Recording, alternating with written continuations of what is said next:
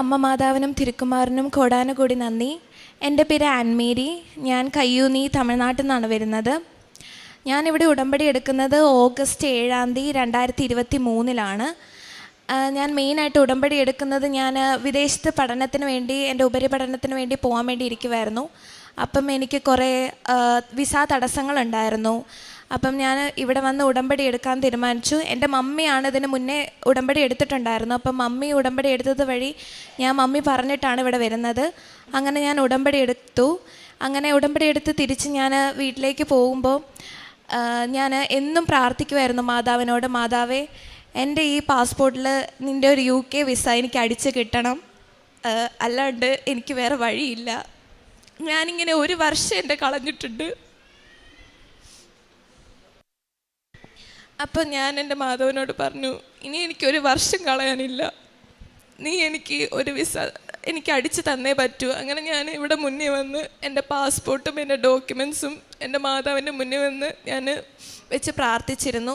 അങ്ങനെ ഞാൻ തിരിച്ചു പോയി. അങ്ങനെ എൻ്റെ ഓഫർ ലെറ്ററൊക്കെ വന്നു. വിസയ്ക്ക് വേണ്ടി വെച്ചേക്കുമായിരുന്നു. അങ്ങനെ ഓരോ ഫണ്ടിൻ്റെ പ്രശ്നങ്ങളും അങ്ങനെ കുറേ ഞാൻ കടന്നു ചുറ്റി. പക്ഷേ എൻ്റെ മാതാവ് അവസാനം എനിക്ക് എങ്ങനെയൊക്കെയോ എൻ്റെ മാതാവിൻ്റെ അനുഗ്രഹം കാരണം എൻ്റെ വിസ എനിക്ക് അടിച്ച് കിട്ടി. അങ്ങനെ എനിക്ക് കറക്റ്റ് എൻ്റെ കോഴ്സ് തുടങ്ങുന്നതിന് മുന്നേ എനിക്ക് UK ചെല്ലാൻ പറ്റി. അങ്ങനെ എൻ്റെ മാതാവ് എനിക്ക് വിസ തന്ന് അനുഗ്രഹിച്ചു. അങ്ങനെ ഞാൻ UK സെപ്റ്റംബർ 22 ഇവിടെ നിന്ന് കയറുന്നത്. അങ്ങനെ ഞാൻ അവിടെ എത്തി. എൻ്റെ ചേട്ടനുണ്ടായിരുന്നു ലണ്ടനിൽ. അങ്ങനെ ചേട്ടൻ്റെ സഹായത്താൽ ഞാൻ ഷെഫീൽഡിലാണ് പഠിക്കുന്നത്. ഞാൻ പഠിക്കാൻ പോകുന്നത് ഫുഡ് പ്രോസസ്സിങ്ങിൻ്റെ MSCക്കാണ് ഞാൻ പോയത്. അങ്ങനെ ഞാൻ അവിടെ ഷെഫീൽഡിലെത്തി. എനിക്ക് ചേട്ടൻ അക്കോമഡേഷനൊക്കെ ശരിയാക്കി. അവിടെ ഞാൻ കുറേ മലയാളികളുണ്ടായിരുന്നു. അവരുടെ സഹായത്താൽ ഞാൻ കുറേ പാർട്ട് ടൈം ജോബിന് അപ്ലൈ ചെയ്യാൻ തുടങ്ങി. പക്ഷെ എന്ത് ചെയ്താലേ എനിക്ക് പാർട്ട് ടൈം ജോബ് ശരിയാവുന്നില്ല. ഞാൻ ഒരു മാതാവിൻ്റെ കുഞ്ഞ് രൂപം കൊണ്ടുപോയിട്ടുണ്ടായിരുന്നു.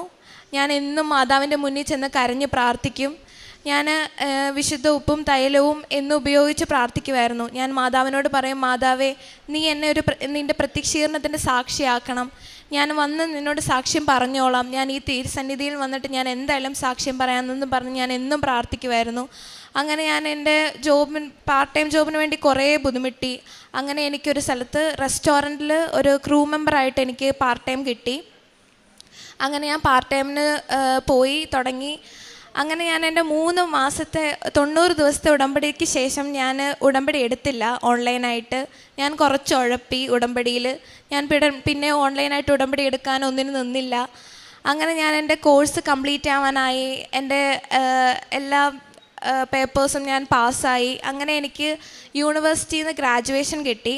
അപ്പോൾ ഗ്രാജുവേഷൻ കിട്ടിക്കഴിയുമ്പോൾ നമുക്ക് ഗ്രാജുവേഷൻ യൂണിവേഴ്സിറ്റിയിൽ നിന്ന് ഒരു ലെറ്റർ കിട്ടും. ആ ലെറ്റർ കിട്ടിയാലാണ് നമുക്ക് ഫുൾ ടൈമിന് അപ്ലൈ ചെയ്യാൻ പറ്റത്തുള്ളൂ. അപ്പം അത് കിട്ടാൻ കുറേ വൈകി. അതുവരെ എനിക്ക് പാർട്ട് ടൈം മാത്രമേ ഉണ്ടായിരുന്നുള്ളൂ. പക്ഷേ ഞാൻ പോകുന്ന റെസ്റ്റോറൻറ്റിൽ അപ്പം ഭയങ്കര കുറവാണ്. ആ സമയത്ത് അങ്ങനത്തെ സീസൺ ആയതുകൊണ്ട് ഭയങ്കര കുറവായതുകൊണ്ട് എനിക്ക് ജോബൊക്കെ ഭയങ്കര കുറവായിട്ടാണ് കിട്ടിയത്. ഹവേഴ്സൊക്കെ ഭയങ്കര കുറവായിരുന്നു. അങ്ങനെ ഞാൻ മമ്മീനോട് ഇങ്ങനെ പറയും. മമ്മി പറഞ്ഞു, നീ ഉടമ്പടി എടുത്തു പോയ ആളല്ലേ, എന്നിട്ട് നീ ഉടമ്പടി പുതുക്കിയില്ലല്ലോ, അതിൻ്റെയാണ്. നീ തിരിച്ചുടമ്പടിയിലോട്ട് വാ, എന്നാൽ നിൻ്റെ കാര്യങ്ങളൊക്കെ നടക്കുമെന്ന് പറഞ്ഞു. അങ്ങനെ ഞാൻ ഒരു ദിവസം എൻ്റെ വിസ നോക്കാൻ നേരത്തെ നമുക്ക് വിസയ്ക്ക് ഒരു ലെറ്റർ കിട്ടും. വിസ കിട്ടുന്നതിന് മുന്നേ നമുക്കൊരു ലെറ്റർ കിട്ടും. അങ്ങനെ ഞാൻ എൻ്റെ ലെറ്ററിൽ നോക്കാൻ നേരത്ത് എൻ്റെ വിസ Jan 2026 വരെയാണ് കിടക്കുന്നത്. എൻ്റെ 1 വർഷത്തെ കോഴ്സാണ്. പക്ഷേ എനിക്ക് എന്തുകൊണ്ടാണ് അങ്ങനെ എൻ്റെ വിസ അത്ര ദിവസം വരെ വന്നതെന്ന് എനിക്കറിയത്തില്ല. ഞാൻ കോളേജിൽ എല്ലായിടത്തും പോയി അന്വേഷിച്ചു, ഹോം ഓഫീസിൽ വിളിച്ചു, ഇതിനൊന്നിനും അവിടെ നിന്ന് ഉത്തരമില്ല, എന്താ ചെയ്യേണ്ടതെന്ന്. അങ്ങനെ എനിക്ക് ലെറ്റർ വന്നു യൂണിവേഴ്സിറ്റിയിൽ നിന്ന് ഫുൾ ടൈം നമുക്ക് കയറാമെന്ന് പറഞ്ഞ്. അങ്ങനെ എനിക്ക് ലെറ്റർ വന്നു. അങ്ങനെ ഞാൻ ഫുൾ ടൈമിന് കയറാൻ വേണ്ടി നോക്കാൻ നേരത്തെ എനിക്ക് എന്ത് ചെയ്താൽ ഫുൾ ടൈമിന് കയറാൻ പറ്റുന്നില്ല. കാരണം എൻ്റെ വിസ കിടക്കുന്നത് 2026 ജാൻ വരെയാണ് സ്റ്റുഡൻറ്റ് വിസ കിടക്കുന്നത്. അതുകൊണ്ട് എനിക്ക് ഫുൾ ടൈമിന് കയറാൻ പറ്റുന്നില്ല. അപ്പം മമ്മി എന്നോട് പറഞ്ഞു, നീ എന്ന് ഓൺലൈൻ ഉടമ്പടി എടുക്കുന്നോ അന്നേ നിൻ്റെ കാര്യങ്ങൾ നടക്കത്തുള്ളൂ എന്ന് പറഞ്ഞു. അങ്ങനെ ഞാൻ ഓൺലൈനായിട്ട് ഉടമ്പടി എടുത്ത് പ്രാർത്ഥിക്കാൻ തുടങ്ങി. അപ്പോൾ ആണെങ്കിൽ നമുക്ക് ഇനി ജാൻ വരെ കഴിഞ്ഞാൽ എനിക്ക് പോസ്റ്റ് സ്റ്റഡി വർക്ക് വിസ വെക്കണം. പോസ്റ്റ് സ്റ്റഡി വർക്ക് വിസ വെക്കണമെങ്കിൽ IHS ഫീസും വിസ ഫീസും എല്ലാം കൂടെ 3000 pounds, അങ്ങനെ വെച്ചാൽ ഇവിടത്തെ ഒരു 3 lakh rupees വേണം. അപ്പോൾ ഒന്നാമതേ ഞാൻ ഇവിടുന്ന് പോയത് എൻ്റെ വീട് ലീസിന് വെച്ചിട്ടാണ്. അപ്പോൾ എൻ്റെ മമ്മിയും പപ്പയും വേറെ സ്ഥലത്താണ് നിൽക്കുന്നത്. അപ്പം എനിക്ക് വേറെ വഴിയില്ല. മമ്മീനോട് വിളിച്ച് 3 ലക്ഷം രൂപ ഇനി എങ്ങനെ ചോദിക്കും? എനിക്ക് തന്നെ ഉണ്ടാക്കണം എന്നുള്ളൊരു ആഗ്രഹത്തോടെ ഞാൻ ഫുൾ ടൈം ജോബിന് അപ്ലൈ ചെയ്യാൻ തുടങ്ങി. അങ്ങനെ ഒരു ദിവസം ഒരു വെയർ ഹൗസിൽ നിന്ന്, എൻ്റെ ഫ്രണ്ട്സൊക്കെ അപ്ലൈ ചെയ്തൊരു വെയർ ഹൗസിൽ നിന്ന് എനിക്ക് ജോബ് വിളിച്ചു. അവരെന്നെ വിളിച്ചിട്ട് പറഞ്ഞു, നാളെ ഇൻഡക്ഷൻ വരാം. ഇൻഡക്ഷൻ എന്ന് വെച്ചാൽ നമുക്ക് ജോലിക്ക് കയറുന്നതിന് മുന്നേ ജോബിൻ്റെ ഒരു ട്രെയിനിങ് ആണ്. അങ്ങനെ ഇൻഡക്ഷൻ എന്ന് പറഞ്ഞാൽ തന്നെ ജോലി കിട്ടിയെന്നാണ്. അങ്ങനെ ഞാൻ ഇൻഡക്ഷന് വേണ്ടി അവരെന്നെ വിളിച്ചു. അപ്പം ഞാൻ ഓക്കെ, ഭയങ്കര ഹാപ്പിയായി. ഞാൻ മാതാവിനോട് ഒത്തിരി നന്ദി പറഞ്ഞു. ഞാൻ എന്നിട്ട് എൻ്റെ ഫ്രണ്ട്സിനോടൊക്കെ പറഞ്ഞു, എൻ്റെ മാതാവ് തന്നതാണ് ഈ ജോലി, എനിക്ക് ഇത്ര ദിവസം ജോലിയില്ലാണ്ട് എനിക്ക് മാതാവ് തന്നതാന്നൊക്കെ പറഞ്ഞു. അങ്ങനെ ജോബിന് പോകാൻ വേണ്ടിയുള്ള പിറ്റേ ദിവസം ഞാൻ എല്ലാ തയ്യാറെടുപ്പിനും വേണ്ടി നിൽക്കാൻ നേരത്തെ തലേദിവസം അവരെന്നെ വിളിച്ച് പറയാണ്, ആൻമേരീൻ്റെ വിസ ഇപ്പോഴും പാർട്ട് ടൈം ആണ്, ആൻമേരിക്ക് ഇനി ഫുൾ ടൈം കിട്ടാൻ പോണില്ല, ഇപ്പോഴും സ്റ്റുഡൻറ്റ് പീരീഡിൽ തന്നെയാണ് ആൻമേരി ഇരിക്കുന്നത്, അതുകൊണ്ട് ഇനി ആൻമേരിക്ക് ഫുൾ ടൈമിൽ കയറണമെങ്കിൽ വിസ മാറ്റണം എന്ന് പറഞ്ഞു. ഞാൻ ആകെ ഫുൾ ഡെസ്പായി, വിളിച്ച് കരയാൻ തുടങ്ങി മമ്മീനെ. ഞാൻ വിളിച്ച് കരഞ്ഞിട്ട് പറഞ്ഞു, മമ്മി വീടും പോയി, എല്ലാം പോയി, എനിക്കിങ്ങോട്ട് വരണ്ടായിരുന്നു, എൻ്റെ വീട് കളഞ്ഞിട്ട് ഞാൻ ഇത്ര കഷ്ടപ്പെട്ട് വന്നിട്ടും എനിക്കൊരു ജോലി കിട്ടുന്നില്ലല്ലോ എന്ന് പറഞ്ഞു. അങ്ങനെ ഞാൻ മാതാവിൻ്റെ രൂപം നോക്കി എന്നും കരയുമായിരുന്നു. മാതാവ്, എങ്ങനെയും എനിക്കൊരു ജോലി, നിൻ്റെ അടുത്ത് ഞാൻ മെയ്യിൽ വന്ന് സാക്ഷ്യപ്പെടുത്തിക്കോളാം, എന്തായാലും ഞാൻ നിൻ്റെ മുന്നിൽ വരും, എന്തായാലും ഞാൻ നിൻ്റെ മുന്നിൽ വന്ന് സാക്ഷി പറയും എന്നൊക്കെ പറഞ്ഞ് ഞാൻ എന്നും കരഞ്ഞു. എന്നും ഞാൻ ദിവ്യവസ്തുക്കൾ ഉപയോഗിച്ച് ഞാൻ എന്നും പ്രാർത്ഥിച്ചു. പറ്റുന്ന ദിവസങ്ങളിലൊക്കെ പള്ളിയിൽ പോയി. അപ്പോഴും എനിക്ക് എൻ്റെ പാർട്ട് ടൈം ജോലി എപ്പോഴും ഉണ്ടായിരുന്നു. അപ്പോൾ ഇടയ്ക്കൊക്കെ പാർട്ട് ടൈം ജോലിക്ക് പോവും. അങ്ങനെ ഒരു ദിവസം പാർട്ട് ടൈം തന്നെ വിളിച്ച് പറയുന്നു, ആൻമേരിയുടെ വിസ എക്സ്പയർ ആയി, ഇനി ജോലിക്ക് വരാൻ പറ്റത്തില്ല, പുതിയ വിസ എടുക്കാണ്ട് അതും പറ്റത്തില്ല. അപ്പോൾ അവിടെയും തടസ്സങ്ങളായി, ആകെ ജോലി ഇല്ലാണ്ട് വീട്ടിലിരിക്കേണ്ട അവസ്ഥയായി. അങ്ങനെ ഞാൻ ഫുൾ ഒരു ഡിപ്രഷൻ സ്റ്റേജിലേക്കായി. അപ്പോഴും ഞാൻ ഉടമ്പടിയിലാണ്. അപ്പോഴും ഞാൻ മാതാവിൻ്റെ അടുത്ത് പറഞ്ഞു, മാതാവേ, നീ ഒരു ധൈര്യത്തിൽ, നീ ഉണ്ടെന്നൊരു ധൈര്യത്തിനാണ് ഞാനിങ്ങോട്ട് കയറിപ്പോകുന്നത്, വേറെ ആരും ഇല്ല എനിക്ക് കൂടെ, നീയേ ഉള്ളൂ, നീ ഉണ്ടെങ്കിൽ മാത്രമാണ് എനിക്കിവിടെ ഇനി മുന്നോട്ട് നിൽക്കാൻ പറ്റത്തുള്ളൂ, അല്ലെങ്കിൽ എനിക്ക് തിരിച്ചു പോകേണ്ടി വരും, അതുകൊണ്ട് നീ എന്തേലും ഒരു വഴി എൻ്റെ മുന്നിൽ കാണിച്ച് തന്നേ പറ്റൂ എന്ന് പറഞ്ഞ് ഞാൻ പ്രാർത്ഥിക്കാൻ തുടങ്ങി. എന്നും കരഞ്ഞ് പ്രാർത്ഥിക്കാൻ തുടങ്ങി. അങ്ങനെ ഒരു ദിവസം ഞാൻ വെറുതെ, എന്താ പറയുക, വീട്ടിൽ വെറുതെ ഇരിക്കുകയല്ലേ, അപ്പം ഞാൻ എന്നും പ്രാർത്ഥിച്ച് ഞാൻ വെറുതെ ഇൻഡീഡിൽ ഇങ്ങനെ ഓരോ ജോലികൾ, ഞാൻ ഫുഡ് പ്രോസസ്സിങ് പഠിച്ചുകൊണ്ട് അതിൻ്റെ ബന്ധമായ ഓരോ ജോലികൾ ഇങ്ങനെ അപ്ലൈ ചെയ്യാൻ തുടങ്ങി. എന്താണെന്നൊന്നും നോക്കിയില്ല, ഞാൻ എന്താ അപ്ലൈ ചെയ്തതെന്ന് പോലും എനിക്ക് ഓർമ്മയില്ല. ഒരു ദിവസം വെറുതെ എൻ്റെ മെയിലിൽ വന്നു ഒരു ഇൻ്റർവ്യൂ കോളാണ്. ക്വാളിറ്റി ഓഡിറ്റർ മാനേജറായിട്ട് ഒരു ഫുഡ് കമ്പനിയിൽ നിന്ന് എനിക്കൊരു ഇൻ്റർവ്യൂ ലെറ്റർ വന്നു. അപ്പം ഞാൻ ആദ്യം ഒന്ന് അതിശയിച്ചു, കാരണം ഞാൻ എന്നാ അത് അപ്ലൈ ചെയ്തതെന്ന് എനിക്ക് ഓർമ്മയില്ല. അപ്പം ഞാൻ ആദ്യം അതിശയിച്ച് ഞാനതൊന്ന് നോക്കി. എന്നിട്ട് ഞാൻ മമ്മീനെ വിളിച്ച് പറഞ്ഞു, മമ്മി, എനിക്കൊരു ഇൻ്റർവ്യൂ ലെറ്റർ വന്നിട്ടുണ്ട്, എന്താണെന്നറിയില്ല, ഇനി ഇതിൻ്റെ കാര്യം എന്താണെന്നറിയില്ല, കാരണം എനിക്ക് കിട്ടുന്ന ജോലി അങ്ങനെ വിളിക്കുമ്പോൾ തലേദിവസം വിളിച്ച് പറയുന്നു ഫുൾ ടൈം അല്ല, ഇപ്പോഴും പാർട്ട് ടൈമാന്ന് പറയുന്നു. അപ്പോഴും ഞാനൊരു സംശയത്തോടെയാണ് ആ ജോബ് ലെറ്ററിനെ കണ്ടത്. എന്നിട്ട് ഞാൻ ആ ഇൻ്റർവ്യൂ ലെറ്റർ അക്സെപ്റ്റ് ചെയ്തു. അങ്ങനെ ഞാനൊരു ഇൻ്റർവ്യൂ ഡേറ്റ് എടുത്തു.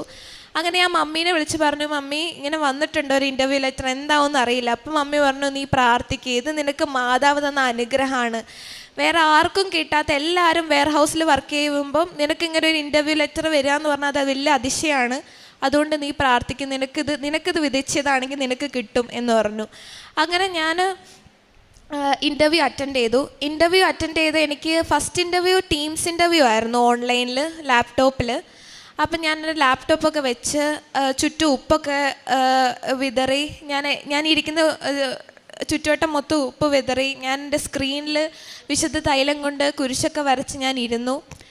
ഇൻ്റർവ്യൂ തുടങ്ങിക്കഴിഞ്ഞിട്ട് എനിക്ക് അവർ പറയുന്ന ഒന്നും കേൾക്കുന്നില്ല, എന്താണെന്നറിയില്ല, മ്യൂട്ടല്ല, സൗണ്ട് ഉണ്ട്, എല്ലാം ഉണ്ട്, എനിക്കൊന്നും കേൾക്കുന്നില്ല. പക്ഷെ ഞാൻ പറയുന്നത് മൊത്തം അവർക്ക് കേൾക്കാം.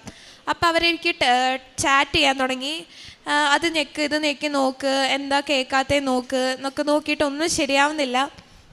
ഞാൻ കാശുരൂപം മുറുക്കെ പിടിച്ചിട്ട് ഞാൻ മനസ്സിൽ പ്രാർത്ഥിച്ചു, മാതാവേ, നീയേ ഉള്ളൂ, ഇതാണ് എൻ്റെ ആകത്തെ ലാസ്റ്റത്തെ കക്ഷിത്തുരുമ്പ്, ഇത് മാത്രമാണ്, നീ ഉപേക്ഷിക്കരുത് എന്ന് പറഞ്ഞ് പ്രാർത്ഥിക്കാൻ തുടങ്ങി.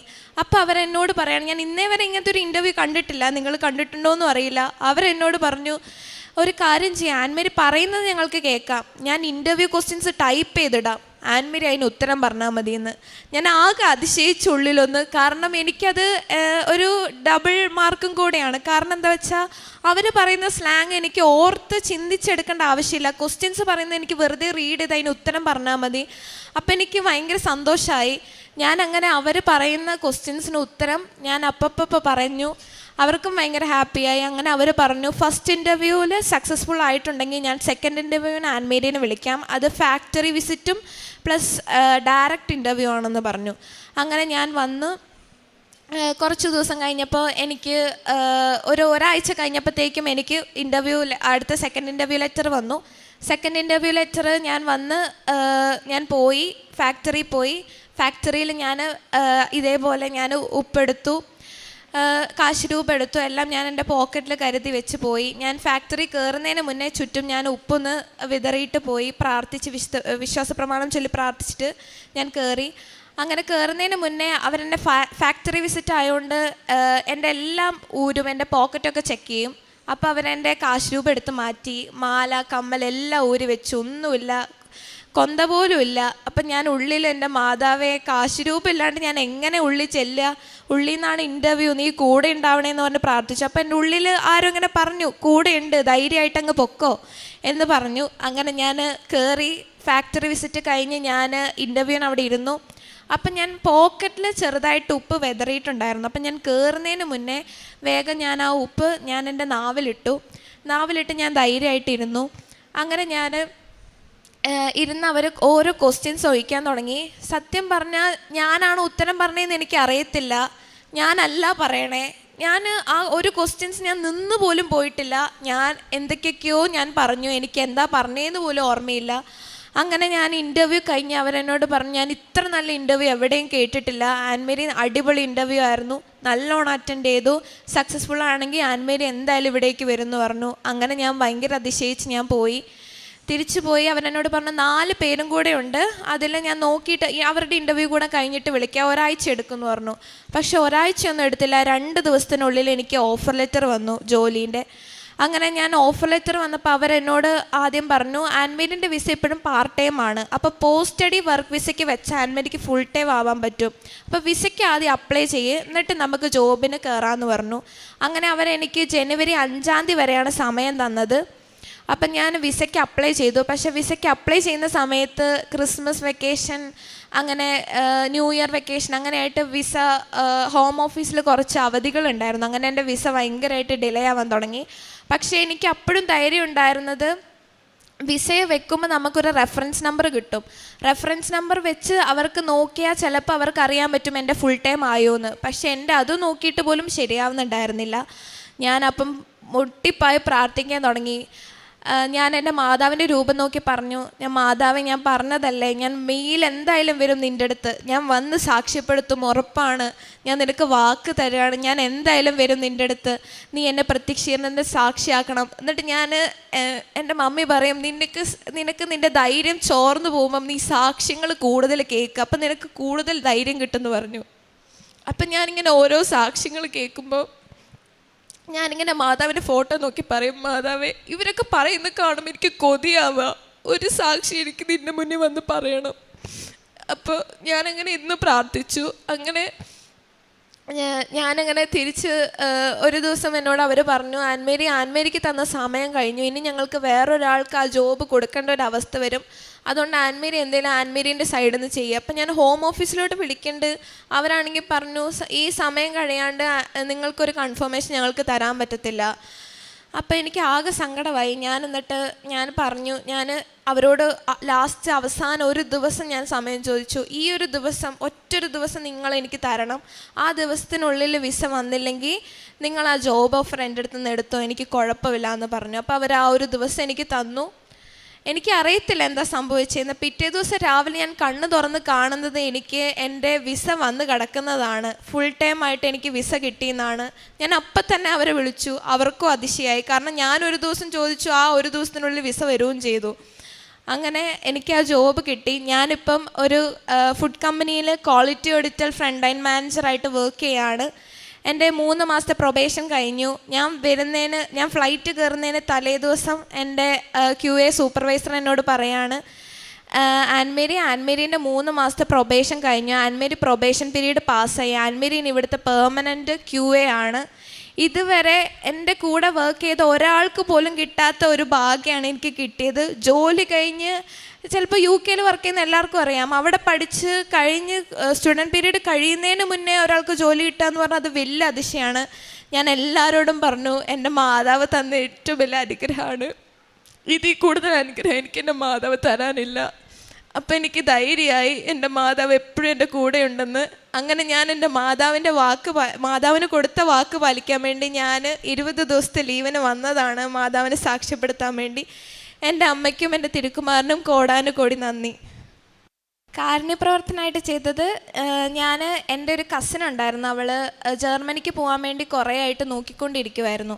അപ്പോൾ അവൾക്ക് എന്ത് ചെയ്താൽ അവൾ പാസ്സാവുന്നില്ല, 2 തവണ എഴുതി നോക്കി അവൾ പാസ്സാവുന്നില്ല. അപ്പം ഞാൻ എൻ്റെ ഓൺലൈൻ ഉടമ്പടിയിലാണ്. അപ്പം മമ്മീൻ്റെ ഉടമ്പടി പുതുക്കാൻ സമയമായി, അപ്പം മമ്മിക്ക് വരാൻ സമയമായി. അപ്പം എൻ്റെ മനസ്സിൽ ആരോ പറഞ്ഞുകൊണ്ടിരിക്കുകയാണ്, നീ ഒരു കാര്യം ചെയ്യ്, നീ അവളോട് പറ, നീ കൃപാസനത്തിൽ വന്ന് അവളുടെ കാര്യങ്ങൾ എന്തായാലും ശരിയാവുമെന്ന് എൻ്റെ ഉള്ളിൽ നിന്ന് ആരോ പറഞ്ഞുകൊണ്ടിരിക്കുക. അപ്പം ഞാൻ എന്ത് ചെയ്തു, ഞാൻ അവളെ വിളിച്ച് പറഞ്ഞു, ഞാൻ മമ്മീൻ്റെ അടുത്ത് പറഞ്ഞു. അപ്പം മമ്മി പറഞ്ഞു, മോളെ അവരുടെ അവസ്ഥ എന്താണെന്ന് അറിയില്ല, അവർക്ക് എങ്ങനെ പൈസേൻ്റെ കാര്യങ്ങൾ എന്താണെന്ന് അറിയില്ല. അപ്പം ഞാൻ മമ്മീൻ്റെ അടുത്ത് പറഞ്ഞു, മമ്മി പേടിക്കണ്ട, ഞാൻ അവളെ കൊണ്ടുപോയിക്കോളാം, ഞാൻ മമ്മിക്ക് പൈസ തരാം, മമ്മി അവളെയും കൂട്ടി ഇങ്ങ് വാന്ന് പറഞ്ഞു.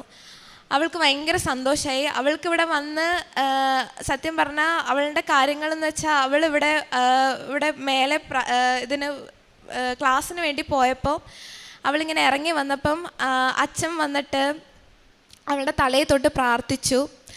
അപ്പോൾ അവൾക്ക് ഭയങ്കര സന്തോഷമായി. അതേപോലെ അവൾക്ക് നറുക്ക് കിട്ടിയപ്പോൾ അവൾക്ക് മാതാവിനെ എടുക്കാൻ പറ്റി. അങ്ങനെ അവൾ ഉടമ്പടിയൊക്കെ എടുത്ത് വന്ന് എന്നോട് ഭയങ്കരമായിട്ട് കരഞ്ഞു പറഞ്ഞു, താങ്ക് യു. എന്നെ ശില്പ എന്നാണ് വീട്ടിൽ വിളിക്കുക. Thank you ശില്പേച്ചി. ശില്പേച്ചി എല്ലാവരോടും ഞാൻ പറയും, പോകാൻ നേരത്ത് പറയണം, കൃപാസനത്തിൽ പോകാൻ നേരത്ത് നിങ്ങൾ പറയണം എന്ന് പറയും. പക്ഷേ ശില്പേച്ചി പറഞ്ഞുകൊണ്ട് മാത്രമാണ്, ശില്പേച്ചിൻ്റെ അനുഗ്രഹത്താലാണ് എനിക്കിവിടെ വരാൻ പറ്റിയത്. അതേപോലെ മാതാവ് എന്നോട് പറഞ്ഞോളെ അവളിവിടെ വന്നു, അവൾ എക്സാം എഴുതി, അവൾക്ക് എക്സാം പാസ്സായി, അവൾ വരുന്നു പറഞ്ഞിട്ടുണ്ട് സാക്ഷ്യപ്പെടുത്താൻ. പക്ഷേ പിന്നെ അതേപോലെ അവൾക്ക് പോകാനുള്ള കുറച്ച് പൈസകൾ റെഡിയായില്ല. അതേപോലെ ഞാൻ അവളെ സഹായിച്ചു. എനിക്ക് പറ്റുന്ന രീതിയിൽ എൻ്റെ ചുറ്റുവട്ടത്തിൽ കാണുന്ന ആൾക്കാരെ എനിക്ക് സഹായിക്കാൻ പറ്റിയിട്ടുണ്ട്. പിന്നെ അതേപോലെ ഞാൻ അവിടെ പറ്റുന്ന പോലെ ഞാൻ അവിടെ ഒരു ഇംഗ്ലീഷ് കുർബാനയ്ക്കാണ് ഞാൻ പോവാറ്. അപ്പം ഞാൻ എന്നും പറ്റുന്ന പോലെ അവിടെ എന്നും വൈകുന്നേരം കുർബാനയ്ക്ക് പോകും. 3 നേരം കുർബാനയുണ്ട്. അപ്പം എനിക്ക് വൈകുന്നേരമാണ് പോകാൻ സുഖം. അപ്പം ഞാൻ എന്നും വൈകുന്നേരം കുർബാനയ്ക്ക് പോകും.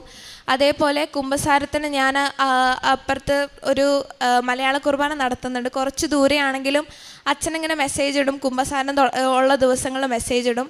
അപ്പം എനിക്ക് പറ്റുന്ന പോലെ കുമ്പസാരിക്കാൻ പറ്റിയിട്ടുണ്ട്. അതേപോലെ എൻ്റെ സ്വഭാവത്തിൽ വന്ന മാറ്റം എന്ന് പറഞ്ഞാൽ, ഞാൻ ഭയങ്കരമായിട്ട് ഭയങ്കര വീക്കായ ഒരാളായിരുന്നു. എന്ത് വന്നാലും പ്രശ്നങ്ങൾ എനിക്ക് അഭിമുഖീകരിക്കാൻ പറ്റാത്ത ഒരാളാണ്. അപ്പം തന്നെ ഞാൻ തളരും. പക്ഷേ ഉടമ്പടി എടുത്ത ശേഷം എന്തൊക്കെ സങ്കടങ്ങൾ വന്നാലും കയ്യിൽ ഒരാളുണ്ട്, കൂടെ ഒരാളുണ്ടെന്നുള്ളൊരു ധൈര്യം ഉണ്ടായിരുന്നു. അതേപോലെ എൻ്റെ സ്വഭാവത്തിൽ വന്ന മാറ്റം എന്ന് പറയുന്നത് ഏറ്റവും വലിയ എൻ്റെ വീക്ക്നെസ്സാണ്. എന്തിനും എനിക്ക് നോ പറയാൻ ഭയങ്കര പേടിയായിരുന്നു. എന്ത് കാര്യത്തിനും എല്ലാത്തിനും ഞാൻ എസ് പറഞ്ഞുകൊണ്ടിരിക്കും, എന്താണെങ്കിലും. പക്ഷേ എനിക്ക് ഇപ്പം എന്തൊരു പ്രതിസന്ധി വന്നാലും എനിക്ക് ധൈര്യത്തോടെ നിൽക്കാൻ പറ്റുന്നുണ്ട്. അതാണ് എൻ്റെ സ്വഭാവത്തിൽ വന്ന മാറ്റങ്ങൾ. പിന്നെ കാരുണ്യപ്രവർത്തനങ്ങൾ എനിക്ക് കിട്ടുന്ന നല്ല നല്ല സാക്ഷ്യങ്ങൾ, ഞാൻ കാണുന്ന നല്ല നല്ല സാക്ഷ്യങ്ങൾ ഞാൻ അയച്ചു കൊടുക്കാറുണ്ട്. അതേപോലെ ഞാൻ കുറേ എൻ്റെ കൂട്ടുകാരെ ഞാനിവിടെ എത്തിച്ചിട്ടുണ്ട്. ഞാൻ അവരോട് പറയാറുണ്ട്, എനിക്കിങ്ങനെയാണ്, എൻ്റെ അനുഭവം ഇതാണ്, നിങ്ങൾക്ക് ഇവിടെ വന്നാൽ നിങ്ങൾക്ക് നല്ല അനുഭവം കിട്ടുമെന്ന് പറഞ്ഞ് എനിക്ക് കുറേ പേരെ ഇവിടെ എത്തിക്കാൻ പറ്റിയിട്ടുണ്ട്. പറ്റുന്ന പോലെ എനിക്ക് ആരൊക്കെ കണ്ടാലും എനിക്ക് മാതാവിനെക്കുറിച്ച് പറയാനുള്ളൊരു അനുഗ്രഹം. ഞാൻ എന്ത് വന്നാലും ഞാൻ ആദ്യം മാതാവിൻ്റെ കാര്യമാണ് പറയാറ്. എനിക്ക് ഈ ജോലി കിട്ടിയത് മാതാവ് കാരണമാണ്. അതേപോലെ നിങ്ങൾക്ക് എന്ത് പ്രതിസന്ധി വന്നാലും നിങ്ങൾ മാതാവുണ്ടെന്ന് പറഞ്ഞ് എനിക്കിവിടെ എത്തിക്കാൻ പറ്റിയിട്ടുണ്ട്. ഇതൊക്കെയാണ് എനിക്ക് ചെയ്യാൻ പറ്റിയ കാര്യങ്ങൾ. Thank you. എൻ്റെ മാതാവിന് തിരുക്കുമാരനും കോടാനുകോടി നന്ദി പറയുന്നു. വെളിപാട് 3:8. നിൻ്റെ പ്രവൃത്തികൾ ഞാൻ അറിയുന്നു, ഇതാ നിൻ്റെ മുമ്പിൽ ആർക്കും പൂട്ടുവാൻ കഴിയാത്ത വിധം തുറന്നു കിടക്കുന്ന ഒരു വാതിൽ ഞാൻ സ്ഥാപിച്ചിരിക്കുന്നു. നിൻ്റെ ശക്തി പരിമിതമാണ്, എങ്കിലും നീ എൻ്റെ വചനം കാത്തു, എൻ്റെ നാമം നിഷേധിച്ചതുമില്ല. ആൻമേരി ആൻ്റണി എന്ന ഈ മകൾ തൻ്റെ തുടർ പഠനവും വിദേശത്തുള്ള പഠനവും ജോലിയും അതുമായി നേരിട്ടിരുന്ന വലിയ പ്രതിസന്ധികളും ആ അവസരങ്ങളിലൊക്കെയും അമ്മ മാതാവിൻ്റെ സവിശേഷമായ സംരക്ഷണം മകളുടെ അമ്മയെടുത്ത ഉടമ്പടിയിലൂടെ മകളുടെ ഉടമ്പടി ജീവിതത്തിലൂടെ എങ്ങനെ ലഭിച്ചുവെന്നും അത്ഭുതകരമായി ഇന്നായിരിക്കുന്ന ജീവിത സാഹചര്യത്തിലേക്ക് കൃപാസന മാതാവ് മകളെ എങ്ങനെ കരം പിടിച്ച് നടത്തിയെന്നും ഈ അൾത്താരയിൽ സാക്ഷ്യപ്പെടുത്തുകയാണ്. വിസ തടസ്സങ്ങൾ ഏറെ ഉണ്ടായിരുന്ന മകൾക്ക് വേഗം വിദേശത്ത് പോകുവാൻ അമ്മ മാതാവ് വഴി തുറന്നു കൊടുത്ത് സഹായിച്ചത്.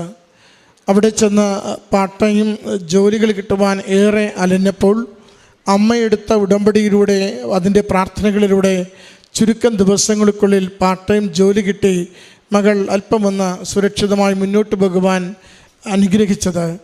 മകളുടെ പാസ്പോർട്ടിൽ 2026 വരെ വിസ അങ്ങനെ അടിക്കാറില്ല, അടിച്ചു കിട്ടിയത്. ഓരോന്നും മകൾ എണ്ണി പറയുന്നുണ്ട്. ഓരോന്നും അനുഗ്രഹമായിരുന്നു. മാതാവ് കരം പിടിച്ച് നടത്തിയ അനുഭവമായി മകൾ പറയുന്നുണ്ട്. പിന്നീട് ഒരു കാലം കഴിയുമ്പോൾ ഫുൾ ടൈം ജോലിക്ക് വേണ്ടി അന്വേഷിച്ച് തുടങ്ങുമ്പോൾ കിട്ടാനാവാത്ത സാഹചര്യം. കാരണം വിസ പാർട്ട് ടൈം മാത്രമാണ് അടിച്ചിരിക്കുന്നത്. മകൾ എപ്പോഴാണ് ആകെ തകർന്ന് സങ്കടത്തോടെ അമ്മയുടെ സന്നിധിയിൽ കണ്ണീരോടെ പ്രാർത്ഥിക്കുന്നത്. എൻ്റെ കുടുംബം വിറ്റ്, ഭവനം വിറ്റ്, ഏറെ കടബാധ്യതകൾ വരുത്തി ജീവിതമൊന്ന് രക്ഷപ്പെടുത്തുവാനായി ഇവിടെ എത്തിയിട്ട് മുന്നോട്ട് പോകുവാനാവാത്ത വിധം എല്ലാം തകരുകയാണോ? അത് ആദ്യ പോലെ കയറുമ്പോൾ ശരിക്കും മകളെ നയിക്കുന്നത് സ്വന്തം അമ്മയാണ്. നീ ഉടമ്പടിയിലേക്ക് മടങ്ങി വാ, ഉടമ്പടിയിൽ നീ ഒന്ന് ആഴപ്പെട്, നീ മാതാവിൽ പൂർണ്ണമായി ശരണപ്പെട്, നിനക്ക് പുതിയ വാതിലുകൾ തുറന്നു കിട്ടും. ഇത് ഉടമ്പടി ജീവിതത്തിൻ്റെ ഒരു പ്രത്യേകതയാണ്. നമ്മളിൽ പലരും ആവേശത്തിൽ ഉടമ്പടി എടുക്കാറുണ്ട്, ആദ്യ നാളുകളിൽ നന്നായി ഉടമ്പടി പാലിക്കാറുണ്ട്. എന്നാൽ അല്പം കഴിയുമ്പോൾ നമുക്ക് ഉടമ്പടിയും മന്ദിപ്പാകും. പിന്നീടൊരു റൊട്ടീൻ പോലെ അതിനോടൊരു തീഷ്ണതയില്ലാതെ നാം ജീവിച്ചു പോകുന്നവരായി മാറാറുണ്ട്. തീഷ്ണതയില്ലാതെ ഉടമ്പടി ജീവിതത്തിൽ പിന്നോട്ട് പോകുമ്പോൾ അത് തീക്കട്ടയുടെ പുറത്ത് ചാരമടിയുന്നത് പോലെ ജീവിതത്തിൻ്റെ നന്മകളുടെ പുറത്ത് പ്രതിസന്ധികൾ വന്ന് കയറാൻ തുടങ്ങും. അത് പിന്നെ ഉടമ്പടി ആളിക്കത്തിച്ചുകൊണ്ട് മാത്രമേ നമുക്ക് തിരികെ വീണ്ടെടുക്കുവാനായിട്ട് സാധിക്കൂ. മകൾ പറയുന്നുണ്ട്, ഞാനങ്ങനെ നിലയില്ലാ കയത്തിലേക്ക് വീണതുപോലെ തോന്നിയപ്പോൾ വീണ്ടും എൻ്റെ അമ്മയുടെ ആ പ്രചോദനം ഉൾക്കൊണ്ട് അമ്മ മാതാവിനെ വിളിച്ച് പ്രാർത്ഥിക്കുവാൻ തുടങ്ങി. അമ്മ മാതാവിനെ വിളിച്ച് പ്രാർത്ഥിക്കുവാൻ തുടങ്ങി. എൻ്റെ കഴിവ് പരിമിതമാണ്, എൻ്റെ മുൻപിലുള്ള സാധ്യതകൾ വളരെ ചെറുതാണ്, ഞാൻ ഏറെ നിസ്സഹായയാണ്, എനിക്കൊന്നും ചെയ്യുവാൻ സ്വയമേവ കഴിവില്ല, എനിക്കമ്മ മാതാവിൻ്റെ കൃപ മാത്രം, ഈശോയുടെ കൃപ മാത്രമേ ഞാൻ ഇപ്പോൾ ആയിരിക്കുന്ന അവസ്ഥയിൽ നിന്ന് സുരക്ഷിതമായൊരു ജീവിതാവസ്ഥയിലേക്ക് ഉയർത്തപ്പെടുന്നതിന് കാരണമാവുകയുള്ളൂ. അല്ലെങ്കിൽ 2026 വരെ പാർട്ട് ടൈം ജോബ് വിസയിൽ, അവിടെ ഒരു സ്റ്റുഡൻറ്റ് വിസയിൽ മകൾ അവിടെ ജീവിക്കേണ്ടി വരും. ആദ്യം അതൊരു അനുഗ്രഹമായി തോന്നിയെങ്കിൽ പിന്നീട് അതൊരു കുരിശായി മാറി. അതുകൊണ്ടാണ് മകൾ പിന്നീട് പറയുക, ഞാൻ അവിടെ അവിചാരിതമായി ഇങ്ങനെ കാണുമ്പോൾ ഒരു ജോബിൻ്റെ ഓഫർ വന്നിരിക്കുന്നു, അത് ക്വാളിറ്റി ഓഡിറ്ററായിട്ട് വരികയും അറ്റൻഡ് ചെയ്യുകയും അവർ പരിഗണിക്കുകയും ജോലി തരാമെന്ന് പറയുകയും ചെയ്യുമ്പോൾ വിസ അനുവദിച്ച് കിട്ടാത്ത പ്രതിസന്ധി. വീണ്ടും അമ്മയുടെ മുമ്പിൽ മുട്ടിപ്പായി പ്രാർത്ഥിക്കുമ്പോൾ ഒരു ദിവസം എൻ്റെ മാതാവിലുള്ള ശരണത്തിൽ ആശ്രയിച്ച് ചോദിക്കുമ്പോൾ അമ്മ മാതാവ് ആ ദിവസത്തെ അംഗീകരിച്ച്, ഡേറ്റിനെ അംഗീകരിച്ച് ഒരു ദിവസത്തിനുള്ളിൽ വിസ കൊടുത്ത് മകളെ സഹായിക്കുന്നു. പ്രിയമുള്ളവരെ, എത്ര ഗുരുതരമാവട്ടെ പ്രതിസന്ധി, എത്ര കണ്ട് കാർമേഘം കൂടിയതാവട്ടെ ജീവിതം, എല്ലാം അവസാനിച്ചുവെന്ന് തീരുമാനിച്ച ഇടങ്ങളാവട്ടെ, നമുക്ക് ഉടമ്പടിയിലുള്ള അമ്മയോട് വിശ്വാസത്തോടെ വിളിച്ച് പ്രാർത്ഥിക്കുവാൻ ധൈര്യമുണ്ടെങ്കിൽ അമ്മ മാതാവ് നമുക്ക് വേണ്ടി കൂടെ നിന്ന് അത്ഭുതങ്ങൾ പ്രവർത്തിച്ചു തരും. ഈ അൾത്താരയിൽ ഓരോ ദിവസവും രാവിലെ മുതൽ സന്ധ്യ വരെയും ആവർത്തിച്ച് പറഞ്ഞുകൊണ്ടിരിക്കും, ഞാൻ തകർന്നപ്പോൾ എനിക്ക് താങ്ങായൊരമ്മയുണ്ടായിരുന്നു, ഞാൻ കരഞ്ഞപ്പോൾ എൻ്റെ കണ്ണീരൊപ്പിയ ഒരു ഈശോയുണ്ടായിരുന്നു. അതുകൊണ്ട് എല്ലാം അവസാനിച്ചുവെന്ന് കരുതിയ ഇടങ്ങളിൽ നിന്ന് പുതിയ ജീവിതം തുടങ്ങുവാൻ എൻ്റെ അമ്മ മാതാവും ഈശോയും ഉടമ്പടി ജീവിതത്തിലൂടെ എന്നെ നിരന്തരം സഹായിച്ചു കൊണ്ടിരുന്നു. മകൾ പറയുന്നു, ക്വാളിറ്റി ഓഡിറ്റർ എന്ന പ്രൊമോഷൻ പീരീഡ് തീർന്ന് പെർമനൻ്റ് സ്റ്റാഫായി ജീവിതം ഭാവി സുരക്ഷിതമാക്കിക്കൊണ്ട് എല്ലാം ശുഭകരമാക്കുന്ന ഉടമ്പടി മാതാവിൻ്റെ വലിയ സംരക്ഷണത്തിന് സാക്ഷ്യമായി സന്തോഷത്തോടെ ദൈവനാമത്തെ മഹത്വപ്പെടുത്തി അമ്മയുടെ തിരുനടയിൽ നന്ദി പറയുവാൻ 20 ദിവസത്തെ ലീവെടുത്ത് നാട്ടിലെത്തിയെന്ന്. ഉടമ്പടി അനുഗ്രഹമാണ്, ഉടമ്പടി സംരക്ഷണ കവചമാണ്, ഉടമ്പടി ആപത്തിൽ നമ്മളെ കൈപിടിച്ച് ഉയർത്തുകയും ചേർത്ത് നിർത്തി പോറലേൽക്കാതെ കാക്കുകയും ചെയ്യുന്ന ദൈവത്തിൻ്റെ ഈ കാലഘട്ടത്തിലെ പദ്ധതിയാണ്. വിശ്വസിച്ച് നമുക്ക് ജീവിക്കാം. നമ്മുടെ ജീവിതങ്ങൾ അനുഗ്രഹിക്കപ്പെടട്ടെ. ഈ മകൾക്ക് ലഭിച്ച എല്ലാ നന്മകൾക്കും അനുഗ്രഹങ്ങൾക്കും അമ്മ മാതാവിനും തിരുക്കുമാരനും നന്ദി പറഞ്ഞുകൊണ്ട് കരങ്ങളടിച്ച് ഈ സാക്ഷ്യം സമർപ്പിക്കാം.